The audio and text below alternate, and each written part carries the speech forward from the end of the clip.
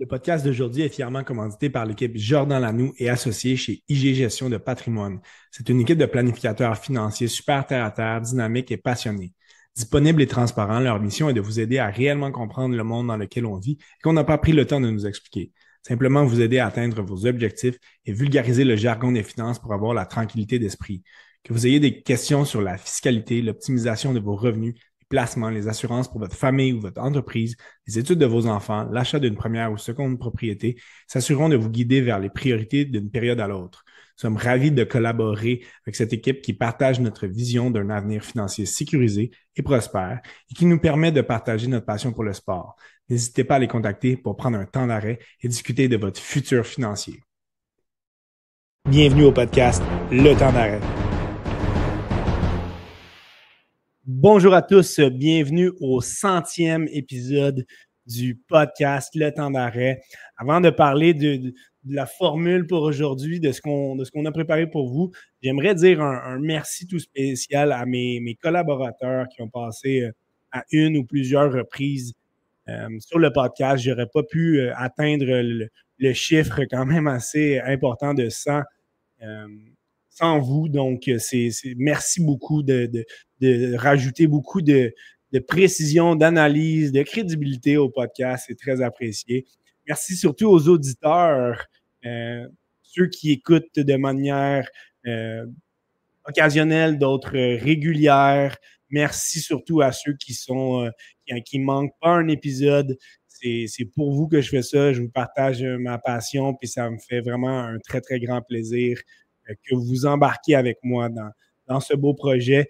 Et finalement, un merci à notre commanditaire, là, Jordan Lanoux et le groupe de IG. On apprécie vraiment, vraiment votre support et votre collaboration.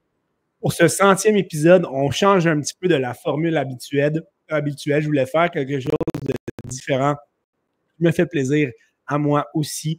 Ce sera davantage une entrevue que la formule habituelle où on échange sur certaines connaissances communes. Aujourd'hui, je vous partage une aventure extraordinaire, celle de mon ami de longue date, Carl-Éric Blanchet. Carl-Éric, ça va bien? Oui, ça va. Et toi? Ça va super bien. Merci beaucoup de te joindre au podcast. Tu habites, avant, tu étais résident du Québec. C'est de là qu'on s'est connus. Tu habites maintenant sur l'île de Vancouver. Aujourd'hui, il sera question d'une randonnée extraordinaire que tu as faite au printemps passé, la Pacific Crest Trail, une randonnée qui relie le Mexique au Canada en traversant toute la côte ouest américaine.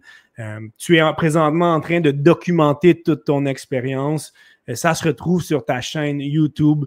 C'est marqué justement dans ton caption, là, sur le nom qui est sous ton écran, Carl Blanchet. Des vidéos extraordinaires que tu nous présentes depuis déjà quelques mois.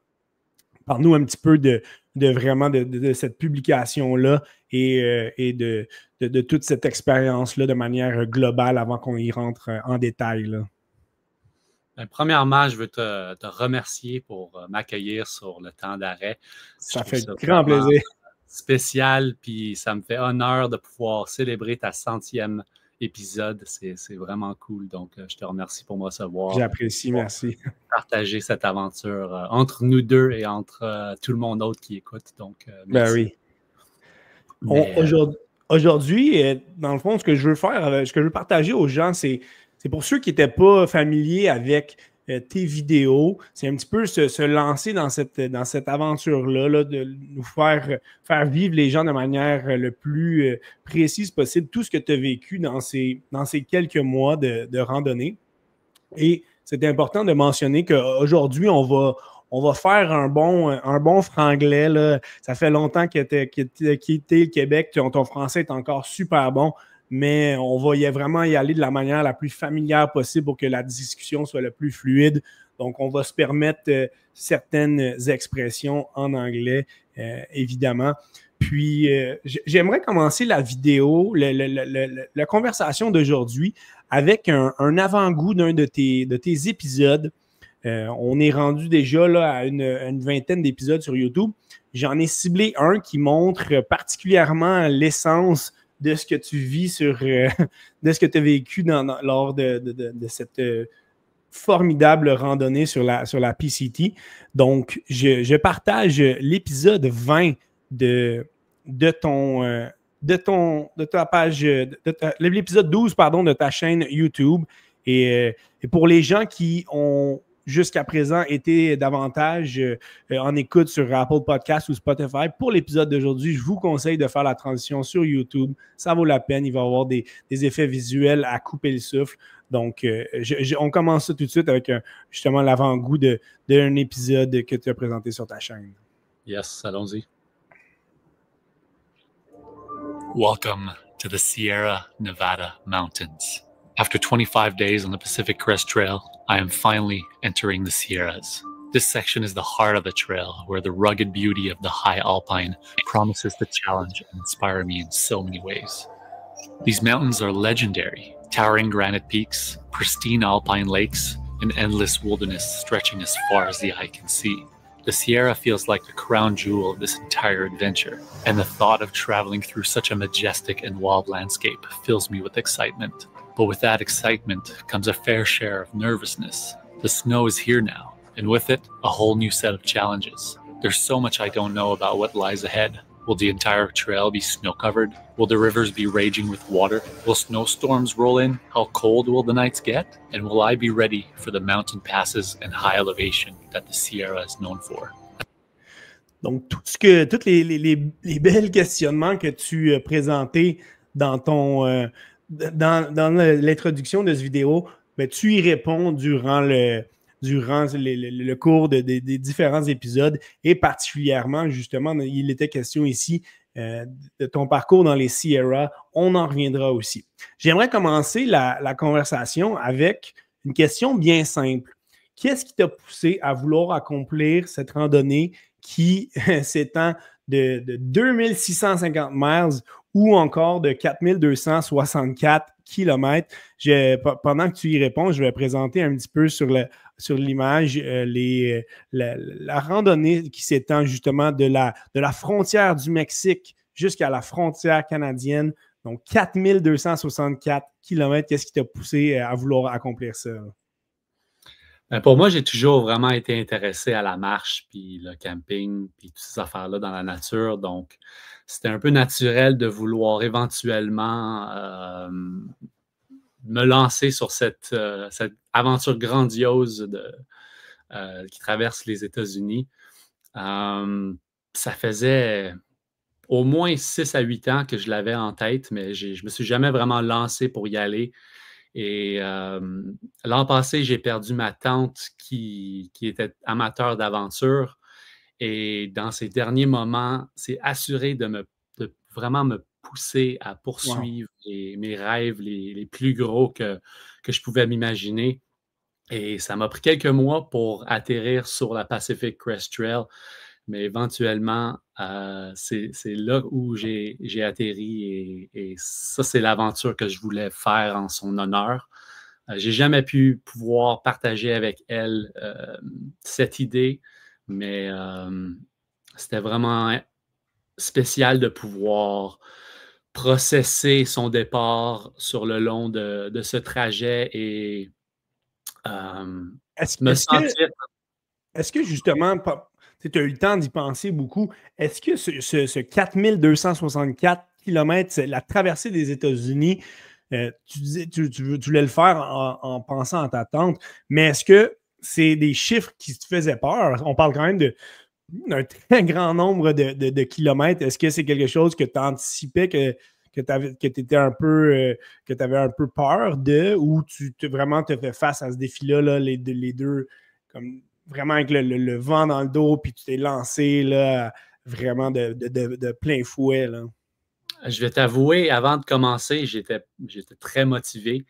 Et moi, je pensais que ça allait être un piece of cake, comme on dit en anglais, super facile. Je vais être dans la nature, je vais hiker, je vais camper, tout ce que j'aime. Donc, regarde, moi, je m'attendais que ça allait être que du bonheur, mais... ça a été des ups and downs. À la fin, c'était vraiment... une expérience très similaire à la vie. C'est un peu un OK. roller coaster. On a beaucoup du up and down. Ouais. Et c'est juste de pouvoir persevere, comme on dit, à travers Persévérer, ouais. des moments difficiles et de faire le plus que tu peux avec. C'est une belle analogie de dire que justement, c'est un reflet de ce qu'on vit dans la vie de tous les jours de la société où c'est pas toujours tout beau. Il y a des bons moments, il y en a des moins beaux. En partant, tu t'es donné comme objectif de terminer la randonnée au maximum 90 jours. Pour donner une idée aux gens, là, la moyenne des gens qui complètent le PCT, le Pacific Crest Trail, le fait en 5 mois. Donc, pour le réussir en 90 jours, c'est un petit peu plus que... On parle d'environ 48 km par jour. Pourquoi est-ce que tu t'es donné un tel défi? Et pour ceux qui ont suivi ton épopée ou qui vont le suivre sur YouTube, on se rend compte que parfois, ça t'a mené à des journées où tu commençais à marcher à 6h30 et tu terminais à 10h. Donc, pourquoi t'être donné un challenge qui était aussi important, si on veut, là? J'ai toujours été intéressé à pousser mes limites. Donc, quand j'ai pensé à la Pacific Crest Trail, j'ai vu qu'il y avait du monde qui complétait ça en 100 jours, du monde, comme on dit, des athlètes qui complétaient ça en 100 jours. Il y avait quelques-uns qui essayaient de compléter ça en 90 jours. Malgré qu'il y a du monde qui complète aussi en 46 jours, qui est le J'ai vu ça en record 2 mois, c'est fou. incroyable. Mais c'est de façon différente. Cette façon-là est supportée, donc ils n'ont pas de sac à dos, il y a quelqu'un Ouais. qui fait leur nourriture, qui transporte leurs affaires, tandis que moi, je transportais tout ce que j'avais pour vivre sur moi. Tu Donc, reliais seulement sur toi là, pour tout c'est compléter ça. ça, là. Mais c'est ça, je voulais pas que ce soit facile. Ah, c'est Euh, bon. Pas que je m'attendais que ça allait être facile, c'est quand même une grosse aventure, mais je voulais vraiment pas être là pour relaxer, mais vraiment être là pour me pousser et vraiment creuser entre moi, dans mes pensées pour vraiment apprendre le long du trajet et voir ce qui était possible. Ça amène vraiment à des journées, des épisodes qui sont intéressantes, passionnantes. Lors de ton dernier épisode, le 20e, tu as justement fait une journée de 44 miles. Donc, pour donner une idée, c'est plus que deux marathons complets, un après l'autre. Donc, c'est quelque chose d'extraordinaire. Et quand je regardais ça avec ma copine Véro, dans le bon sens, elle disait il est malade de faire autant dans une journée. Ça montre pour vrai tout l'exploit que tu as accompli. C'est extraordinaire. Je vais te Lorsque corriger un petit peu. C'est pas tout à fait 2 marathons. C'est proche. Je pense que 2 marathons, ça serait 84 km, tandis que 44 miles, ça revient à 70,4 OK. km. Juste Mon... pour, Oui, juste pour- absolument, parfait. Mais on était quand même à un marathon et demi, c'est pas rien dit.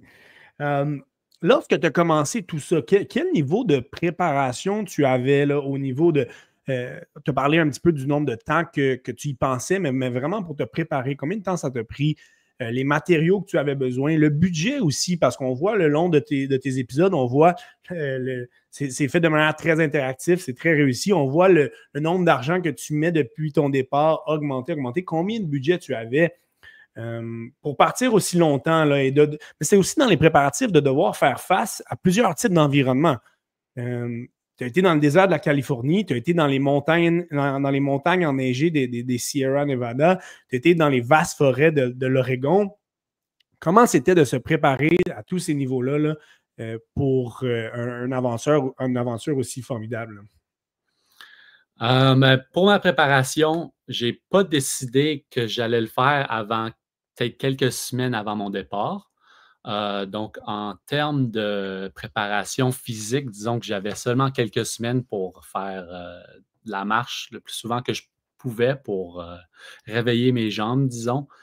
Ensuite, c'est quelque chose que je recommande pas nécessairement. Si quelqu'un est pour se lancer sur quelque chose comme ça, je recommanderais de mettre le plus de préparation physique possible, parce que j'ai fini par me faire pas mal de blessures au début à pousser les distances que je faisais parmi les ampoules et d'autres choses comme ça. Mais en termes de budget, je vais dire la moyenne qui a été calculée par un sondage qui est fait chaque année. Et le budget est 10 000 US par personne, que Quand même. moi, il n'y avait aucune façon que j'allais dépenser autant que ça. Non. Donc, un autre de mes objectifs au-dessus du 90 jours, c'était de compléter la trail à dépenser le moins d'argent Le possible. moins possible. Donc, ça, c'était un autre objectif. Par exemple, il fallait que j'achète quelques items comme équipement avant de me lancer, et tout ce que j'achetais, incluant ce chandail, c'était Ouais. en rabais. Qu'on a vu souvent et qui est surtout plus propre maintenant qu'à certaines reprises lors de ton périple. Je veux dire, il est pas mal moins croûté. Il a de Ouais, l'air de flouer un peu plus que quand je le portais sur la trail où il se tenait c'est debout tout sûr. seul. Pendant qu'on voit justement une image de toi on voit la frontière, là, le mur américano-mexicain. Donc, c'était le point de départ de ton PCT. On voit derrière toi là, un sac à dos quand même assez massif avec un matelas. Quels étaient les principaux éléments que tu as amenés avec toi dans ton sac à dos pour cette longue randonnée-là? Donc, je pense que le plus important, comme on les appelle les Big Three, ce qui est la tente, le sleeping bag et tente, sleeping bag, sac à dos, peut-être? Sac à dos. Ton filtreur d'eau, je pense que c'est assez essentiel aussi hein, pour. Ouais. Parmi beaucoup d'autres affaires, très essentielles, mais disons que la tente, pour moi, j'ai choisi une tente qui est faite de Dyneema, qui est un matériel très léger, OK. par Thurston, ce qui est une compagnie canadienne aussi, donc j'étais content de pouvoir supporter ça. C'était la Thurston X-Mid 2 Pro. Ensuite, un sac à dos, c'était Hyperlight, un sleeping bag de down, donc aussi léger. Après, comme tu dis, il y avait le filtreur à eau, il y avait mon matelas que tu pouvais voir sur mon sac à dos, qui était une très mauvaise décision à choisir, un petit matelas de foam de Ouais. demi-pouce comparé à un matelas gonflable. Je me suis dit, je vais pouvoir sauver 100 grammes. 100 grammes, là, c'est même pas une affaire de AirPods. Puis j'ai fini par pas dormir plus que 4 heures parce que je me réveillais avec l'épaule qui semblait disloquée à peu près 30 fois par nuit. Fait que c'est d'être le plus léger possible, mais de quand même avoir un certain confort pour te permettre de marcher le plus longtemps possible. C'est sûr. Donc, je vais présenter un petit vidéo. Là, il y a un lien, vous allez voir le lien avec un des éléments que tu viens de dire, Carl-Éric. Je présente la vidéo, puis on en parle après. Là.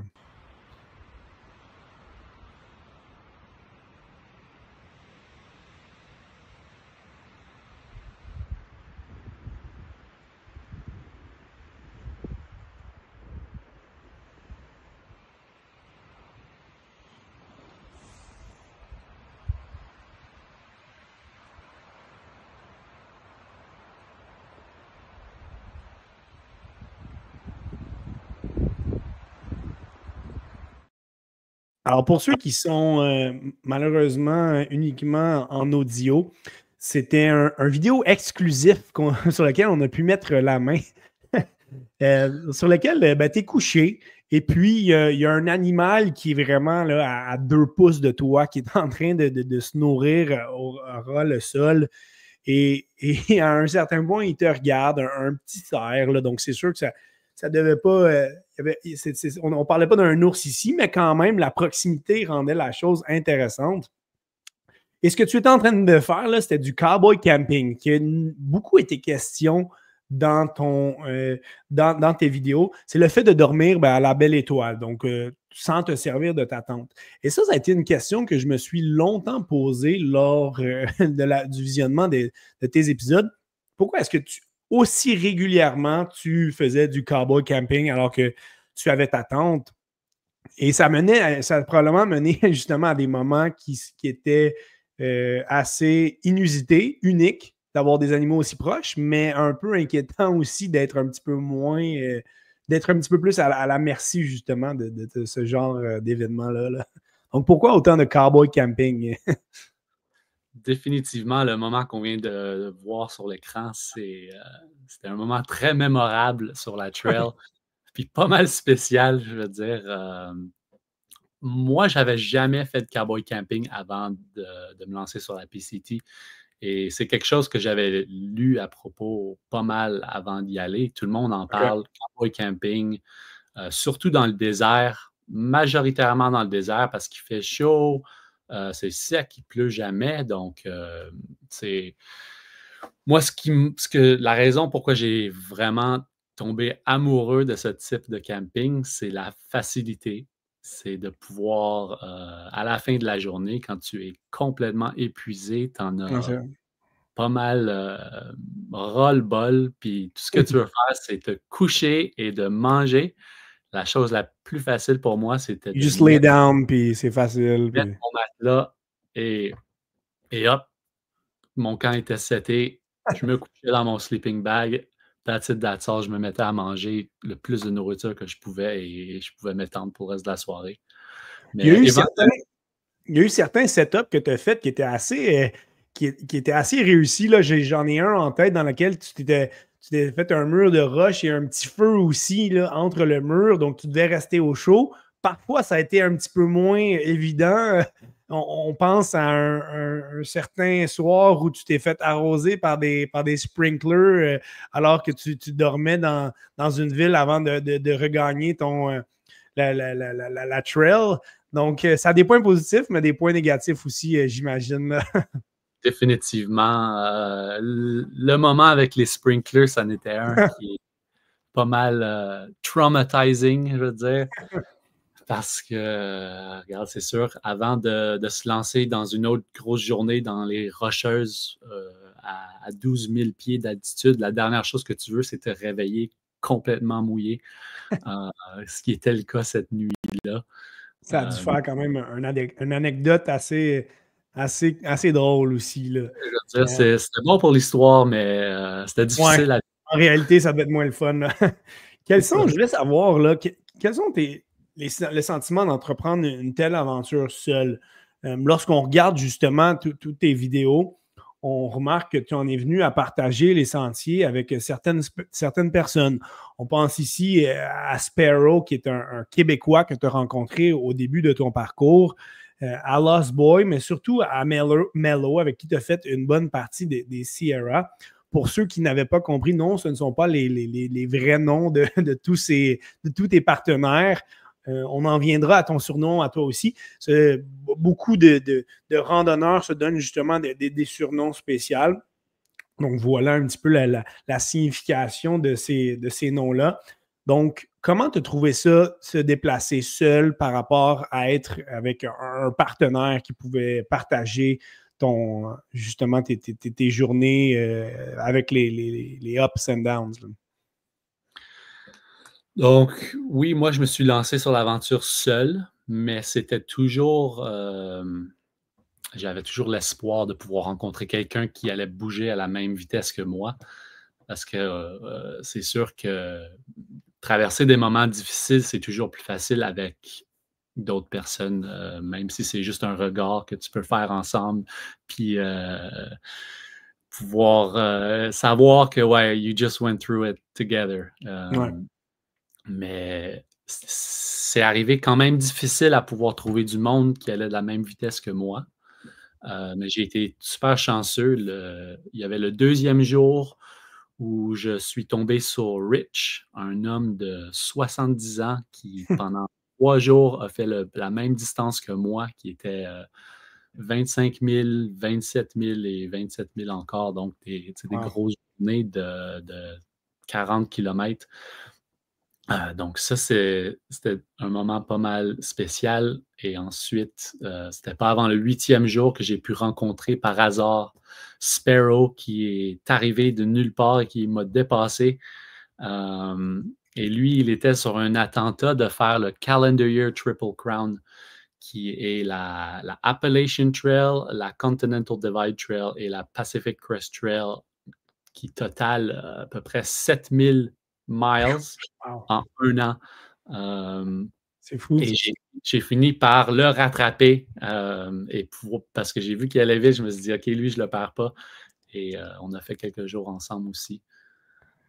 Fait que ça a fait du bien parfois de te retrouver avec quelqu'un justement pour les soirées, pour décompresser, pour pouvoir jaser avec quelqu'un.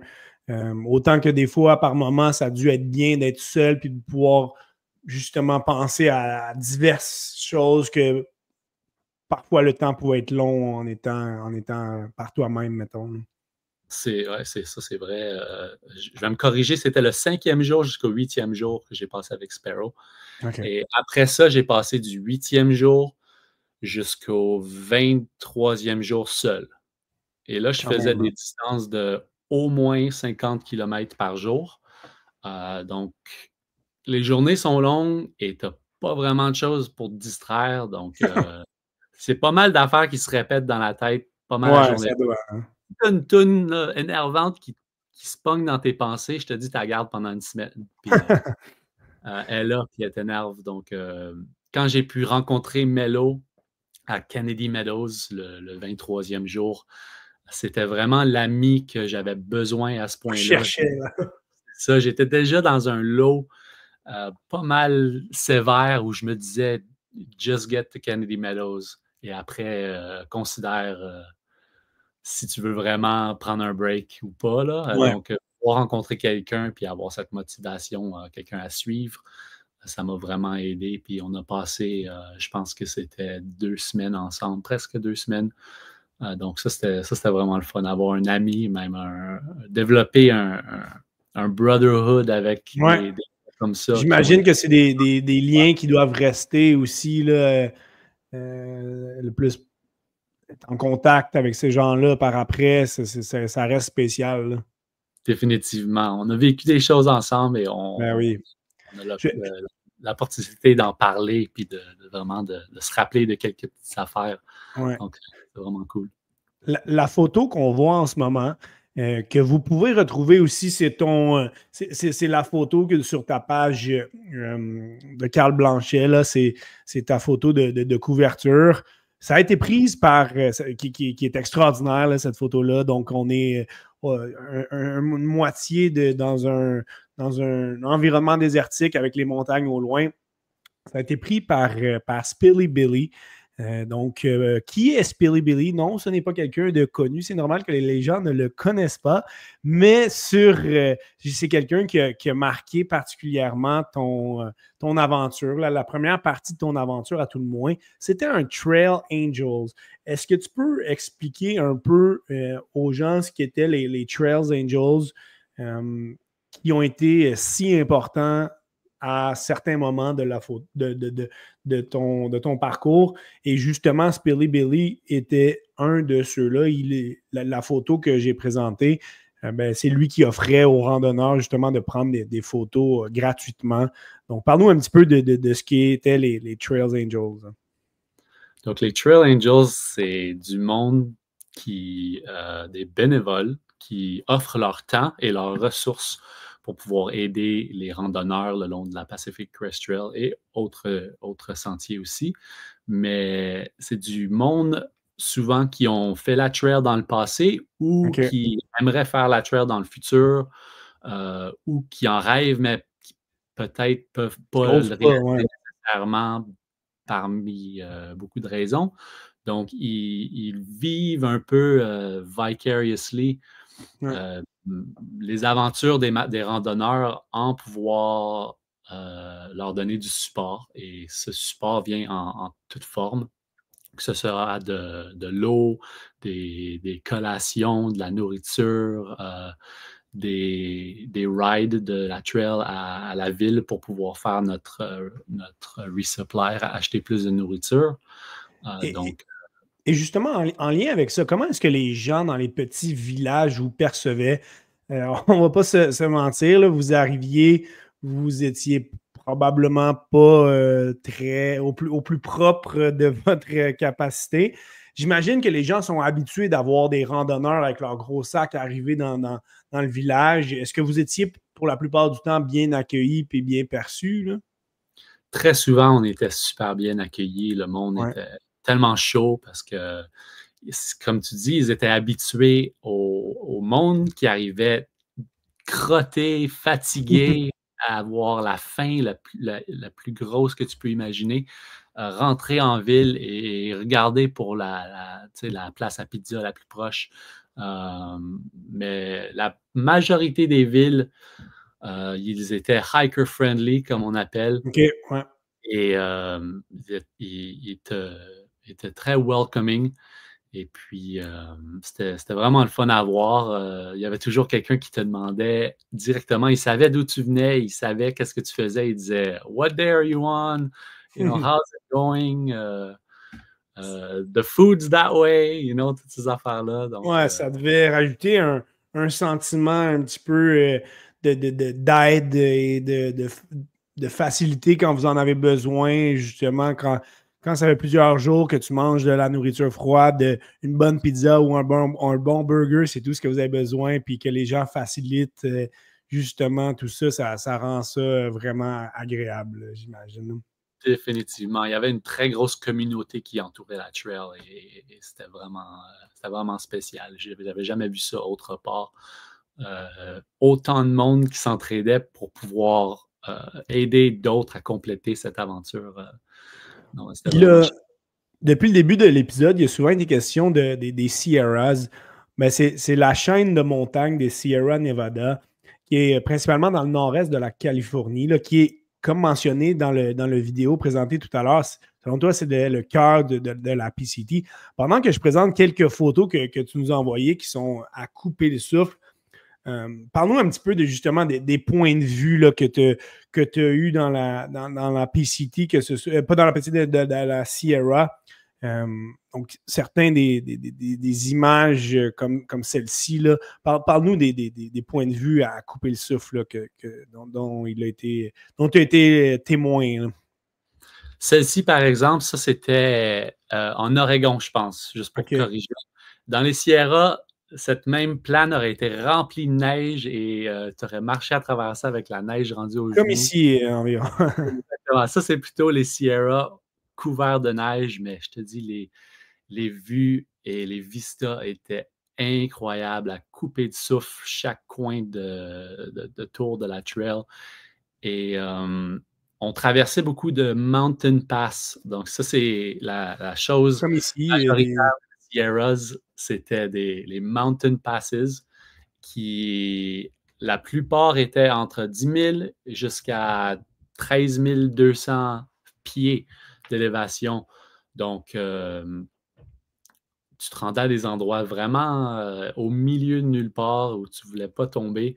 Mais c'était incroyable à pouvoir être là et pouvoir passer autant de temps dans ce paysage si incroyable. Et comme les gens ont pu constater, là, des chaînes de montagne à couper le souffle.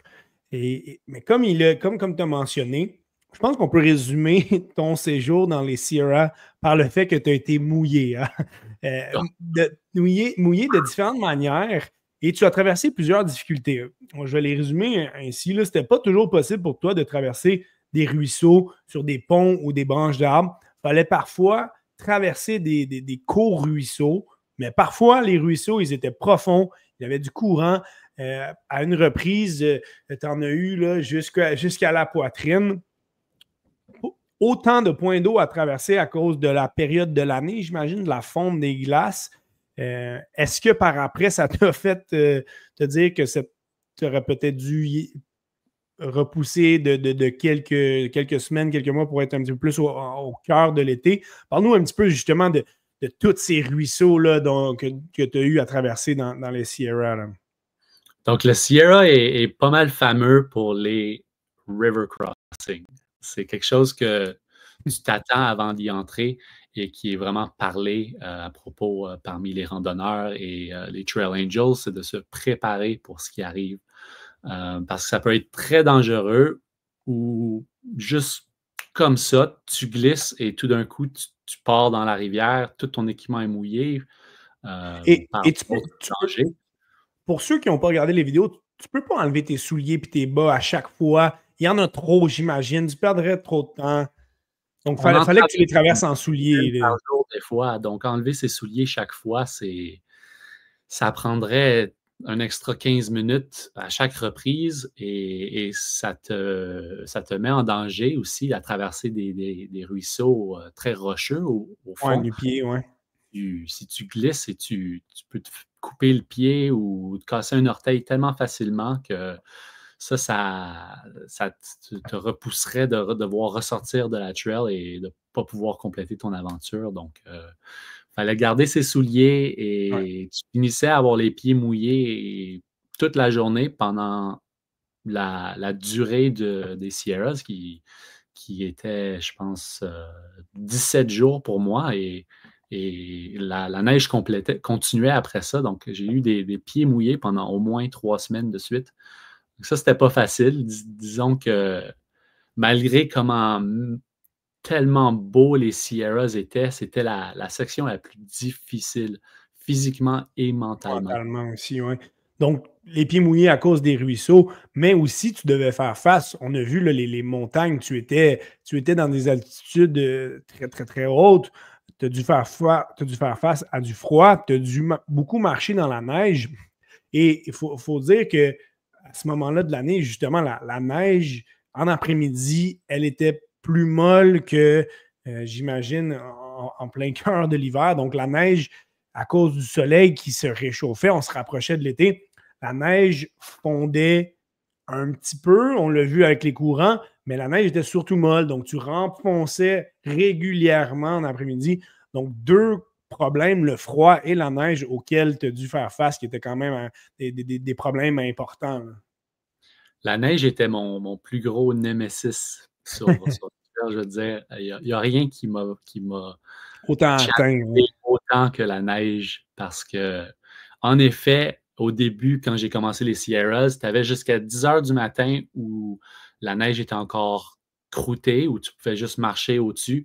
Mais dès que 10 heures et plus tard 9 heures du matin arrivaient, c'était mou et tu calais à chaque 3 pieds, tu glissais, tu tombais, tu étais à ça de te casser la cheville à chaque 7 pas. Donc, c'était un gros challenge, en effet. Et tu disais tantôt que peut-être attendre plus tard dans la Ouais, saison c'est ça aurait que été j'allais mieux demander, ouais.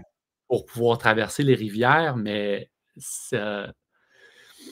oui, tu aurais moins de neige, mais en retour, tu Plus aurais d'eau. plus d'eau parce que la neige Plus d'eau. coule.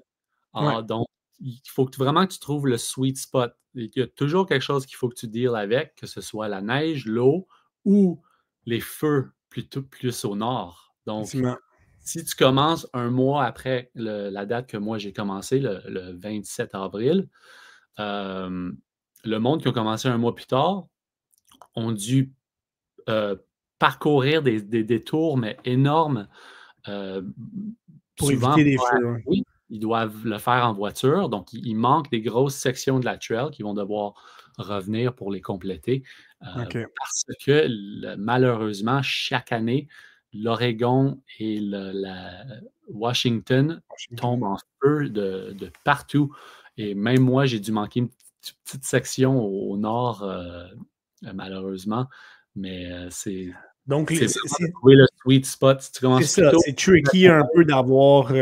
Il y a des, comme tantôt, il y a des points positifs à partir un petit peu plus tard, il y a des points négatifs aussi. Donc, l'équilibre est important, puis je pense que tu en as trouvé un bon, même si tu as dû faire face à beaucoup de neige. Heureusement, où tu vis sur l'île de Vancouver, il n'y en a pas. Donc, tu n'as pas, t'as eu une petite pause de neige pour quelques temps, j'imagine, là. ouais, on Euh, a été chanceux. Ici, c'est clair, cet hiver, on a eu seulement peut-être une semaine et demie, 2 semaines où il y a eu de la neige et là, on est de retour au beau gazon Beau vert. temps.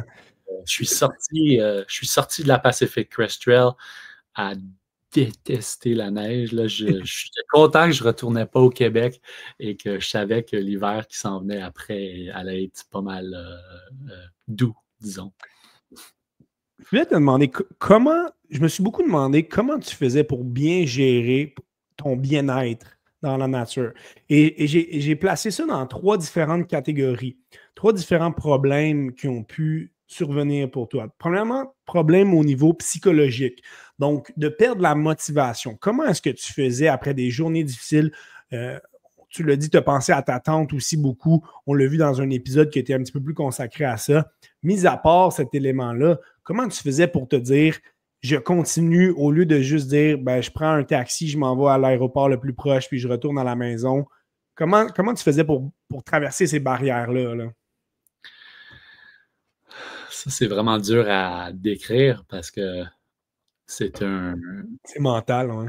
c'est un mental battle qu'on doit vivre Ouais. entre soi-même. Donc, c'est dur à expliquer.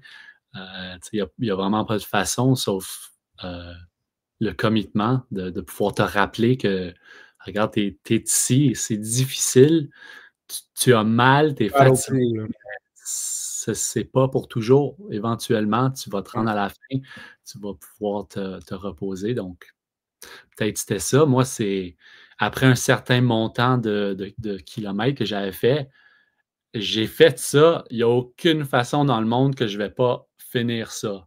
Je ne suis pas venu Okay. jusqu'ici pour manquer ça. Ah, c'est bon. C'est juste de Des, me rappeler ça des personnellement. problèmes physiques aussi dont il a nettement été question, que ce soit dans le début de ton parcours avec les nombreuses ampoules aux pieds que tu as eues, mal au corps à cause du poids du sac, épuisement physique à cause de la tâche. Ton corps, à un certain point, était, on l'a vu, là, plusieurs blisters sur tes lèvres, et beaucoup de, c'est ça, d'ampoules, comme je disais, aux pieds, vraiment là, des, des conditions, si je peux dire, de ton corps qui ont été mises à rude épreuve. Euh, comment ça a été justement de gérer tous ces problèmes physiques-là? Là? Il faut dire que j'ai abusé mon corps.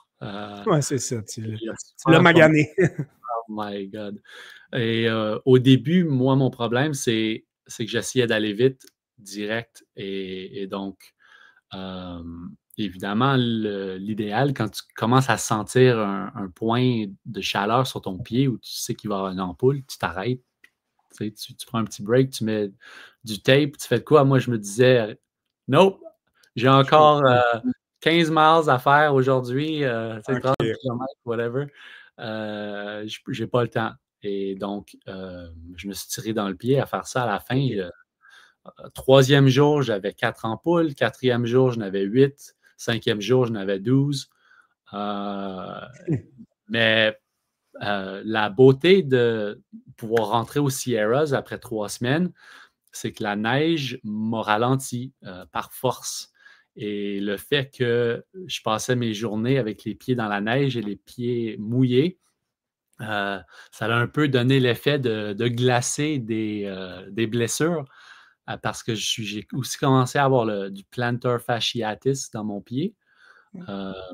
Mais de pouvoir le glacer à journée longue, ça l'a permis Ça fait de bien. guérir au moins jusqu'à temps que j'avais fini les Sierras. Et on n'a pas encore développé ça dans les épisodes, mais je vais te donner un petit sneak peek. Mes pieds ne sont pas restés bons jusqu'à la fin. Je suis retombé dans les ampoules et je suis Tourner dans les problèmes d'ampoule. et ça l'a pas arrêté jusqu'à la fin.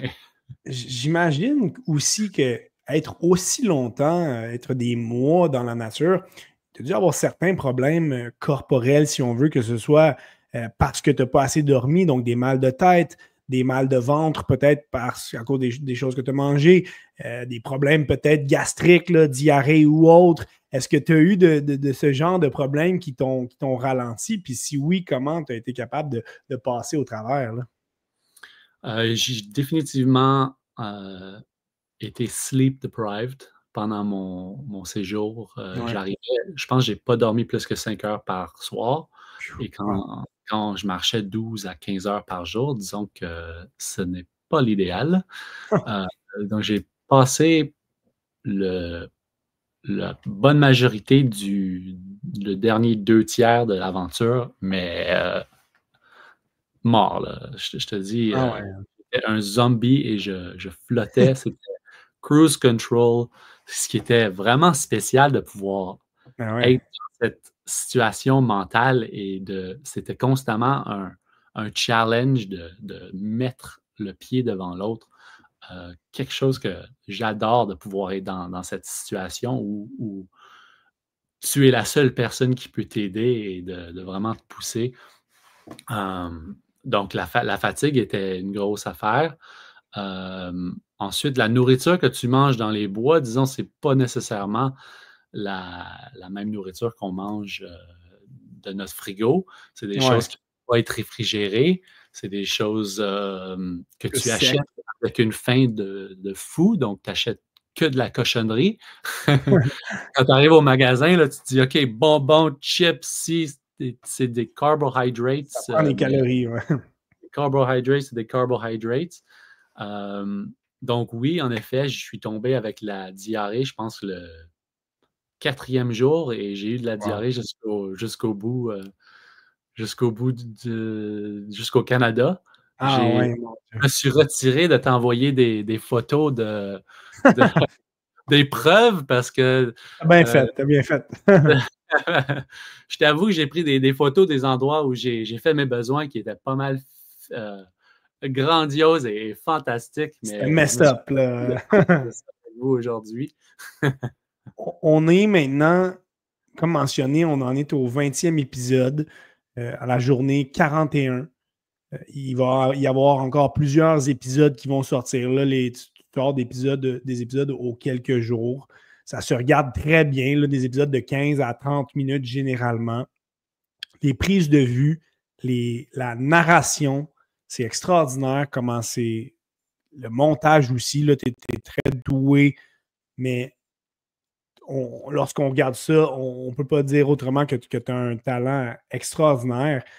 Je vais encourager les gens justement à aller consulter la page YouTube Carl Blanchet. Abonnez-vous pour suivre justement toutes les vidéos. Repartez du premier vidéo, ça vaut la peine, ça se regarde bien. On peut en regarder un par jour, 1 ou 2, 3 jours. Ça se regarde bien, ça vaut la peine de rattraper. Là. Il n'est pas trop tard. Il va y avoir encore plusieurs vidéos qui vont être publiées. Et je partage ici une photo de toi qui termine la PCT au Canada. Donc, tu es passé au travers. Par contre, on ne dira pas aux gens si tu as réussi ton défi de 90 jours.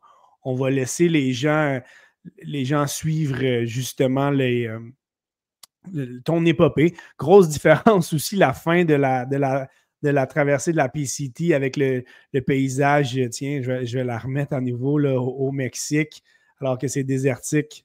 On termine ça dans les forêts canadiennes. Mais, surtout la couleur de mon chandail aussi.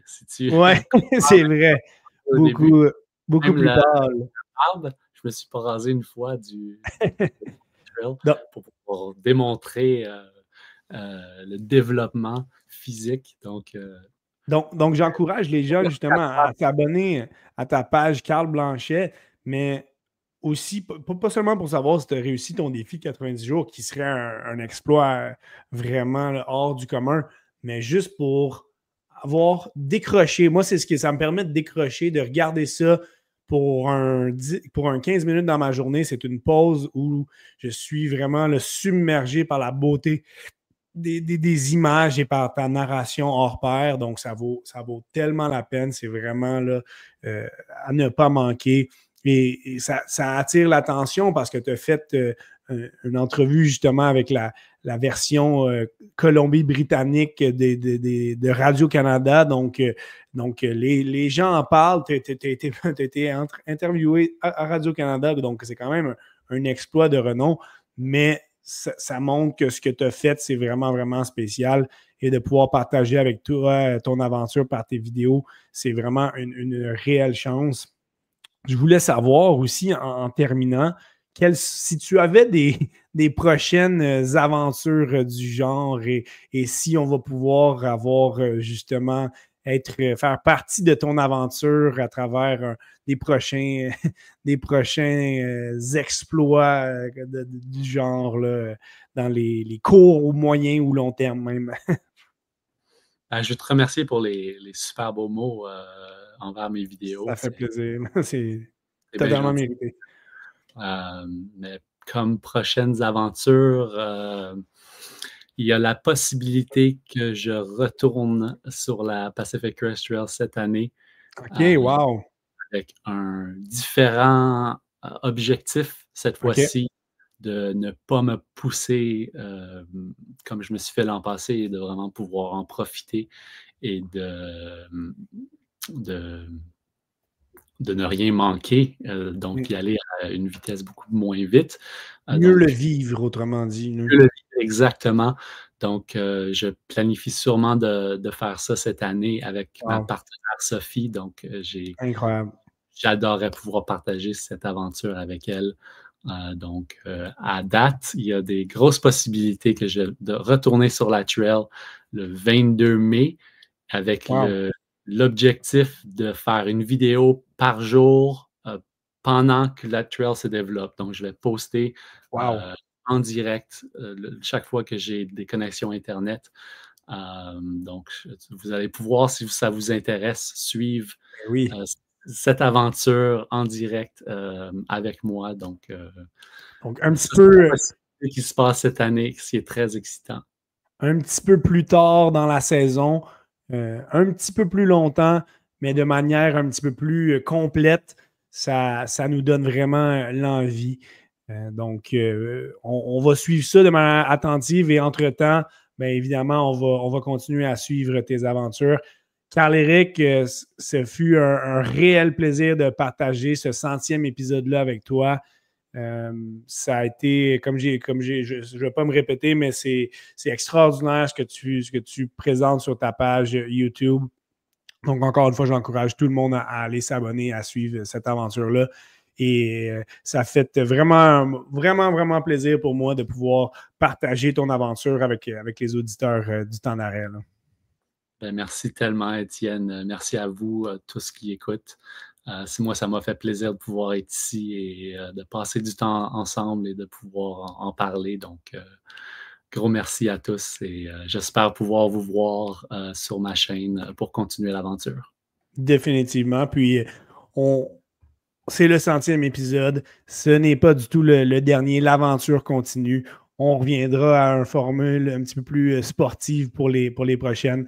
Mais ce fut vraiment très, très agréable de partager un épisode de cette manière-là avec vous. Et si vous l'avez écouté par version audio, ça vaut la peine aussi d'aller voir ça par YouTube avec les vidéos et les photos qui ont été partagées.